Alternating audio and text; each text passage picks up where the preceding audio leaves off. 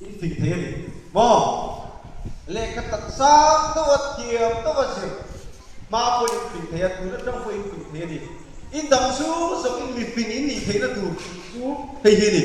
giống ở bông sông thung bờ thung giang sông thung bạc cái chia rằng ô bát thiên thì giống bát thiên là gì à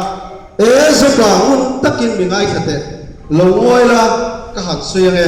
xoay thủ đi này chuan mi chang là xoay rọc thiềm chân tiệt chết cả đủ này chút tiền thì lâu chuan mình ai thật lâu ngồi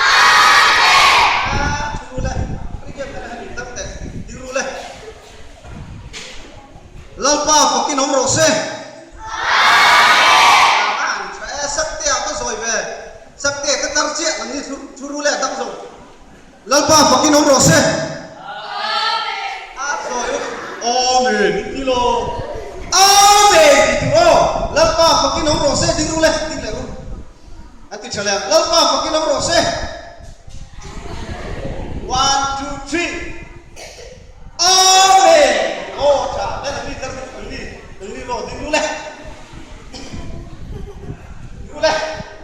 nắng đi anh đang đi với cái này này thì nó là gì thì nhà ta lại to hơn này lú lẹ con mà còn này bắt chiêu lớp qua phải cái nón rổ xe thì tập trung hơn cái gì rộng lú lẹ cái lòng bằng lớp qua phải cái nón rổ xe điều bản này lòng rồi ít sẽ trong cái hộp cách vì do này rồi tụi mày nó một start này quên lòng rồi phải làm chưa bằng chưa đi